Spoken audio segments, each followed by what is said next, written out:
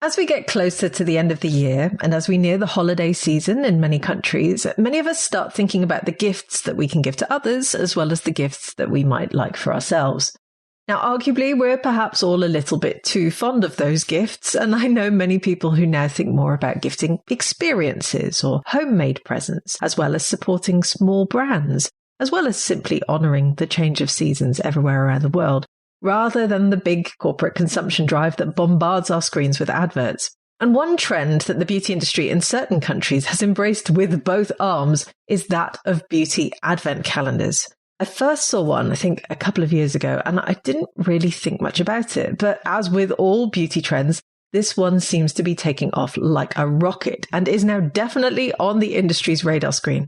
Now, if you live in a country that doesn't use advent calendars, as the listener base for Green Beauty Conversations is global, then they were invented by the Germans in the 19th century as part of the Christian countdown towards Christmas. Now, initially, they were generally little paper calendars where you opened a door and then behind the door was a little picture. This was also the case when I was a child. Now then, that morphed into opening the door and finding a little chocolate, which, let's face it, every child much prefers to a little picture. I can certainly vouch for my children that they much prefer that.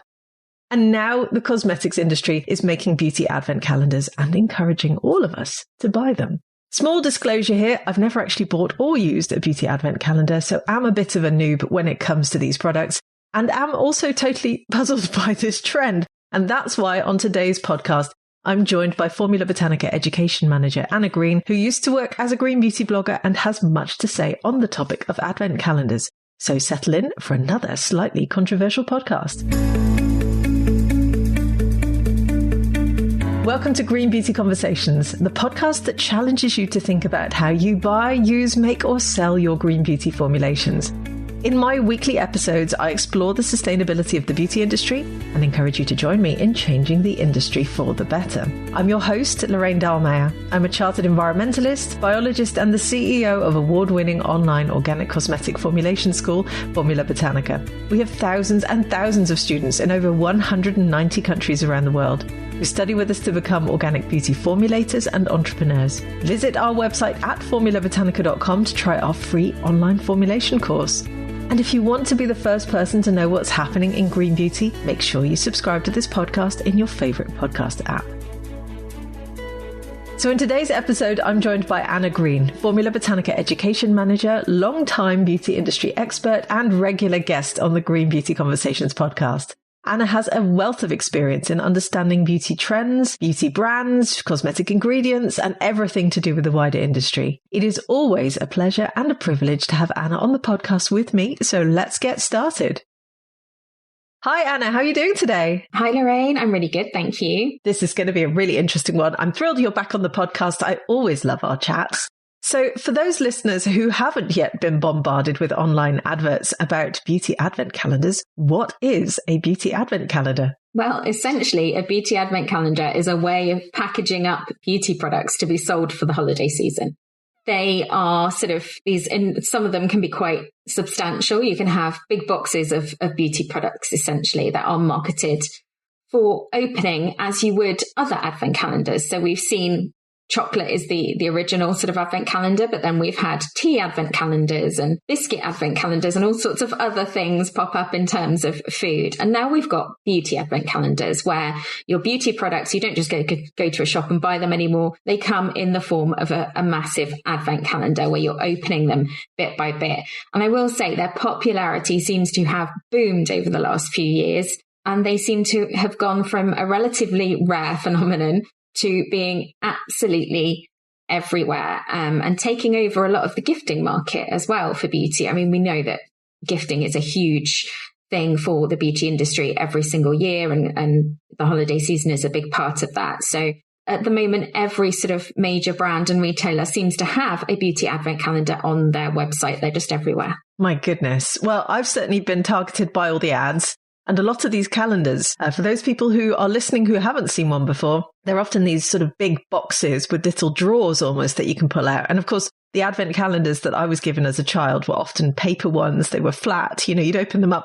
I was even pre-chocolate at one point, where you just had a little picture.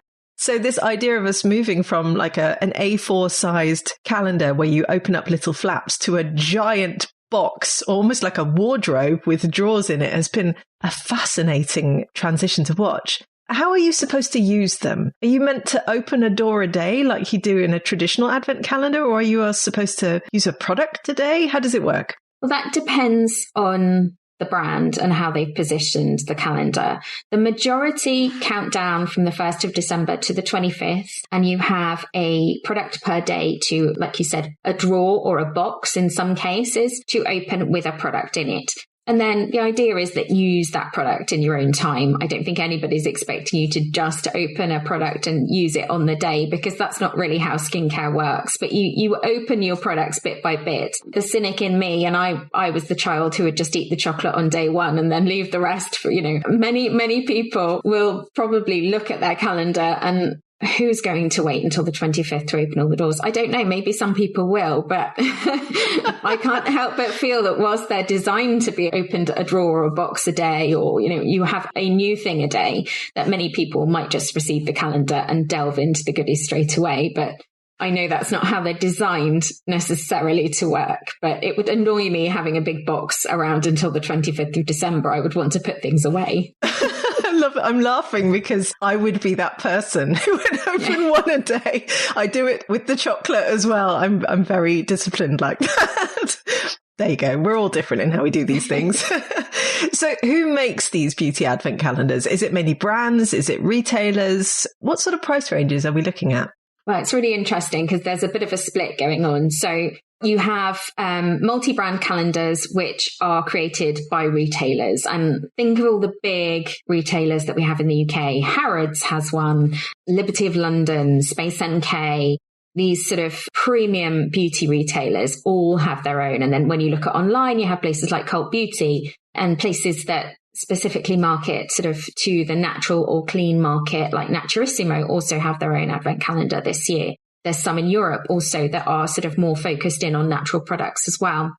You have those sort of big brand, multi-brand calendars where you're purchasing from a retailer and you get a selection of products, but you also get single brand calendars, which tend to be a little bit smaller in most cases because it's easier, I suppose, to curate when you're working with lots of different brands than from a single brand. But I have seen some interesting ones where they are single brand and you literally sort of end up the entire product range by the look of it. You get either miniatures or full sizes and they're, quite substantial. Price ranges tend to go from the lower end is sort of 30, 40 pounds for smaller ones. You might not get a product a day for 25 days in those. You might get sort of little miniatures, or you might get, 12 days instead of 25 days. But they can go up to 250 plus pounds for some of the premium ones. So like your Liberties and your Harrods, you're looking at a substantial investment, and they carry premium brands that have a substantial price tag to them as well. So there is a little bit of, competition for the brands in wanting to appear in the calendars. Yeah, I get that. Wow. I mean, those are quite some prices there. Also for our listeners, our listeners are all over the world. We're talking about the UK here. I did have a delve around to see if this is a thing in other countries as well. I found a New York Times roundup of the best beauty advent calendars for 2023. Interestingly, they were still referring to quite a few of the British brands and even the British retailers. So the UK seems to be leading the way in this. I'm not sure if that's a good thing or not. We'll come to that. But it's quite interesting to see how it hasn't really taken off in all other countries yet. And I would imagine it's only a matter of time before other beauty brands and retailers globally catch on and start to think, hang on, there's money to be made here. Typically, advent calendars are something you, I suppose, buy for yourself, or your parents buy one for you when you're little and you open them up. In this particular case, is a beauty advent calendar something that you gift to someone, or is it something that you buy for yourself? Well, the marketing doesn't really specify how that is supposed to happen, whether the retailers and the brands are marketing to purchase this for somebody or purchase it for yourself. For the most part, they're marketing on the value of the calendar and the fact that it's covetable and people want it. And I looked for some sales data to see if we had any data online about who's purchasing these advent calendars. And I couldn't find any, but anecdotally, I know plenty of people who will purchase a calendar for themselves. They're beauty addicts. They love their beauty products and they will purchase for themselves. And then sometimes if it's something a little bit more expensive or special, they will ask their partner or family to kind of club together and purchase it for them. So I think it's probably a split. I think many people probably buy these for themselves because they like the look of the beauty products inside and they want to just treat themselves. And I think there has definitely been a increase post-COVID in this sort of treat mentality of what small things can we do to make ourselves feel better. And I suppose beauty advent calendars would fall into that category of, you've got the reward of disciplined people like you opening one drawer each day. Very polite. And it's just that sort of small micro reward each day and every day sort of being special, I suppose. Yeah, I get it totally. But I suppose why are beauty brands and retailers advertising them already in September? Because my ads on TikTok and Instagram, all I've been seeing is particularly Liberties of London. They've just been hammering me with adverts everywhere I go. Why have they started so early? Well, it's interesting because obviously I think it helps the brands and the retailers to make sales before the Christmas sales kick in, because if these are designed to be open during December, then it's sort of a slightly earlier push. I mean, we've seen that gifting and Christmas in general, for those countries who celebrate it, starts earlier and earlier each year. I mean, it seems to get, as soon as Halloween is out of the way in the US and the UK predominantly, then things seem to go on the shelves for the holiday season. So I think that's a reason why. Also, I think with some of these calendars, like the premium ones like Liberty, a lot of the messaging around it is around scarcity. This will sell out. This is premium. You want this. This is special. It will be gone by the time we get to November. That is sort of the way that they're positioning it. And, using some of the common tricks in the market, like having a waiting list, making it seem like it's going to disappear soon, that kind of thing. So I think that is part of the marketing of them starting that little bit earlier, because let's be honest, if they don't sell by December, then they're going to have all these products that they're going to have to rehouse. They're going to end up with excess packaging and things. So I'm sure there is a lot of logistics involved in terms of making sure that the retailers and the brands don't have lots of excess product left over with Christmas gifting, because, it's a big thing, isn't it? We see that with Christmas gifts sets going on sale in January. So I don't think this is any different. I think they've tried to get that scarcity mindset going, get people to buy early,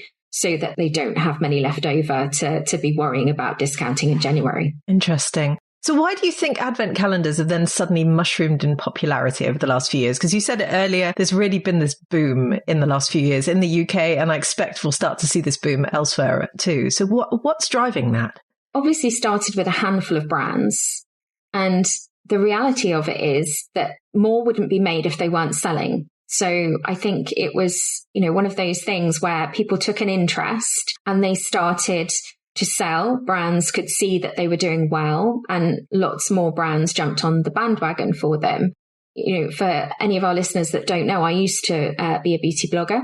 I used to write about beauty, and one of the most popular posts that I've ever done has been a roundup of beauty advent calendars in terms of clicks. So the interest is absolutely there. It's something that people are interested in treating themselves to. So a lot of the marketing, as I said, is around the perceived value of these advent calendars. So I think, for example, some of the premium ones are saying that you get £1,000 worth of beauty products, but you're paying £250. So there is an element of really trying to hype up the value that you're getting to encourage sales. I do wonder whether this sort of bubble that the advent calendars have had will burst eventually, because we've seen that with other things like beauty boxes, where there was a big spike in popularity, and that has waned a little bit. I mean, they're still around, they still exist, but it has waned. So I'm not sure. And also it will be interesting to see how these calendars sell this year. I mean, the world is undoubtedly in a more difficult place, and these are a luxury. Let's be honest, if you're spending £250 on a beauty advent calendar, that is a luxury for many. Not everybody can afford to spend that much on skincare in one go. Yeah, true. And I don't suppose they'd use all the products all the time in the calendar either. Is that something you found as well? Yeah. I mean, when I was still blogging, I got sent some press samples. I got to see some of these calendars, and the full sizes are great if you love the product, but if you don't love the product, then it feels like a waste because you have to gift it onto somebody else, or, it ends up in the bin. And, when you've got small fiddly sizes, it's great if you travel a lot, but if you don't, they can also end up being sort of just occupying space. So when it comes to purchasing, people have to be quite sure that the contents are what they want. And I think the brands do go to quite some effort to try and make the products as universal as possible, but there's always going to be things that you don't like. So it is one of those where there is going to be some waste involved somewhere. Yeah, that makes sense. I'm glad you brought up the topic of beauty boxes, actually, because it was something where I could see a parallel with the advent calendar and the beauty box. And of course, as you say, beauty boxes went through this massive boom. They seem to have just sort of disappeared, really. I know there are still some out there, but no one's talking about them in the same way. And certainly in the brand community that we have, where we work with thousands of small brands, I used to see people put up all these huge photos of like, here's the 10,000 lip balms I'm just providing to this beauty box. That doesn't happen anymore. However, maybe advent calendars are trying to sort of muscle in on that space a little bit. And of course, the reason that brands went into beauty boxes is because they were often trying to reach a new audience. So do you think advent calendars could work for beauty brands and help them reach a new audience if they're curated by retailers? Yeah, there's lots of parallels definitely between the beauty advent calendars and the beauty boxes. I think brands do have to view beauty advent calendars as a marketing exercise. It's, the value that is there, the margins, even with the margins on beauty products, when you look at the shipping of some of these boxes, which is huge, and, the amount of product in there can't be a huge amount of profit for the brand taking part. So if you're working with a retailer, I'm almost sure that perhaps it's even part of the contract that you provide a certain amount of marketing material, and that might be included in, the advent calendar activity as well. It makes it difficult for smaller brands to take part. And I think many smaller brands perhaps have been burnt by providing a lot of samples, like you said, and then realizing that perhaps it's not always going to result in repeat customers. It's always been a concern of mine. If you're purchasing lots of products like you would in a beauty advent calendar, to get through all of that in a year is going to be a struggle. So then, is that beauty customer going to remember that product from last year? Are they going to like it enough to then come back and be a repeat purchase customer, which is ultimately what every brand needs and wants, is people that are going to keep coming back to you. So I find it a little bit ambiguous on whether it is actually good for the brands involved to be taking part. And the other thing I've noticed this year especially is a lot of the brands in the premium calendars overlap. So you see the same names in several calendars because they obviously have big marketing budgets that can afford that kind of relationship. They're also in the big retailers like Harrods and Liberty, that kind of thing. So it's really interesting. I'm not sure whether it is a cost-effective exercise for brands involved, but I think those who have big marketing budgets, clearly the kudos of being in the Liberty calendar or whatever seems to be worth it to them because they keep taking part. So something must be happening there. Maybe they have huge profit margins and can afford to give away mountains and mountains of free product. Who knows? Well, let's come on to another topic that I really wanted to cover in today's podcast about the sustainability challenges of beauty advent calendars. What are they? Because you've already alluded to the fact that they're big and shipping might be an issue because presumably it's like shipping a cupboard in some cases. What sustainability challenges do you see?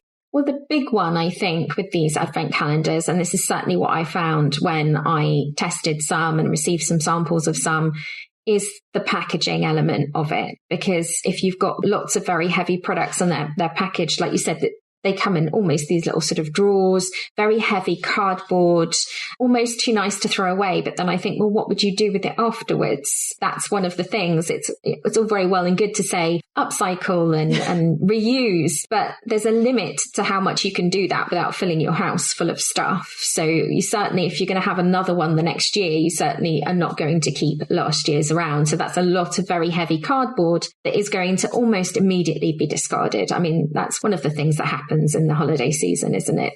The day afterwards, you fill your recycling bin with things that, everything shrinks significantly because a lot of it is packaging. I had one year that had 24 little muslin bags. So everything came in a little bag, a little white bag. So every single little tiny product was bagged. At the time, I remember thinking, well, that's cute, but what do I now do with these 24 bags? So I went out of my way to find things to put inside the bags to gift to other people so that they wouldn't just get thrown away straight away. But a lot of the packaging options are done obviously for aesthetics, because these calendars have to look beautiful in order for people to get, to part with their money. And it's not necessarily thought through in terms of being the minimum amount of packaging. And I think that's also an interesting switch, because I think pre-COVID, we were really looking towards minimizing packaging in the beauty industry. And we seem to have taken a step back a little bit in terms of aesthetics and, less concern over sustainability and more about actually just selling the product, making it beautiful so that it will fly off the shelves.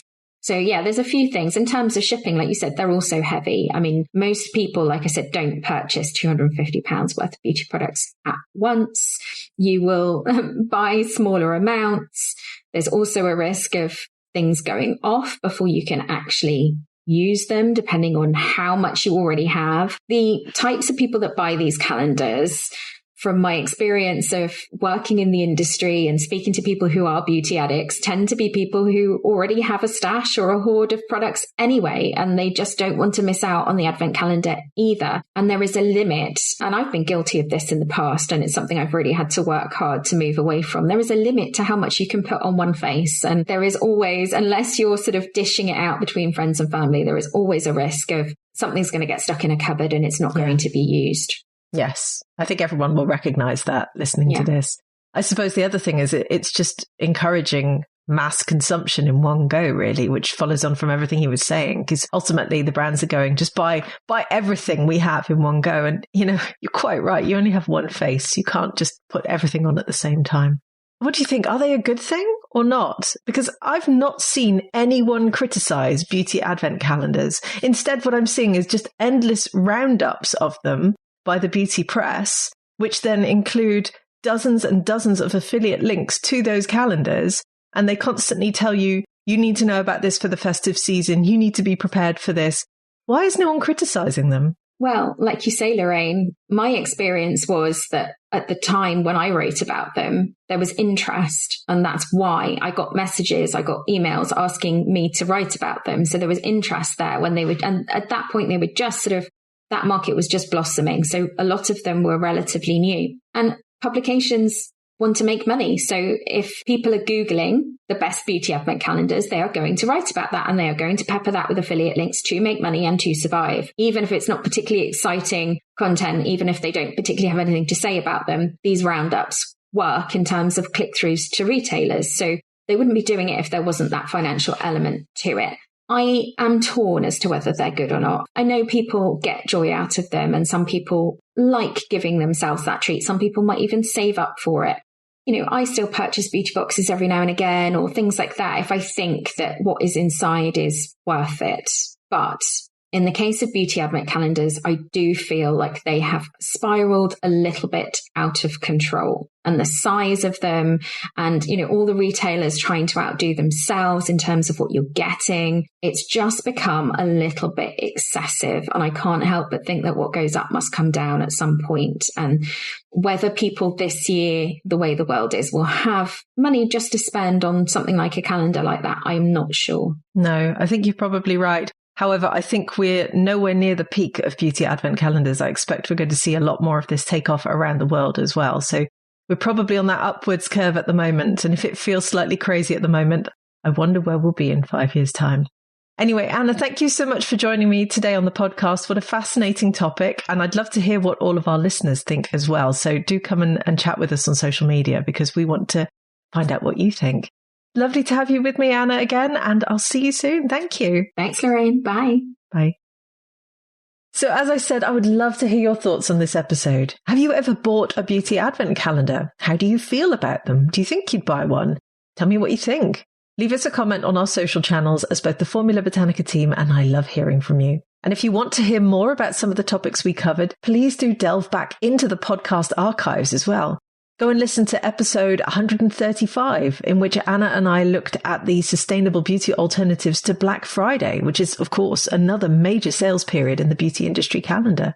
Or go and listen to episode 141, in which Anna and I tackle the controversial topic of celebrity beauty brands, which seemed to really reach a peak in hype last year. Or stay tuned for next week's episode, in which I'll be looking at gifting beauty sustainably for the holidays with my top tips. There is a wealth of information in our old episodes, and I do encourage you to go back and listen to them. Thank you for joining Anna and I for this latest episode of Green Beauty Conversations. I really hope you enjoyed it. If you did, please do leave us a 5-star review so that other people can enjoy these conversations too. Make sure you subscribe to the podcast on Apple Podcasts or Spotify or whatever your favorite podcast app is, and stay tuned for the next episode. Follow Formula Botanica at Formula Botanica on Facebook, Instagram, YouTube, TikTok, Twitter, Pinterest, LinkedIn, we're everywhere. And come and give me a follow at Lorraine Dallmeier on Instagram. Visit our website at formulabotanica.com and sign up for our free online formulation course today.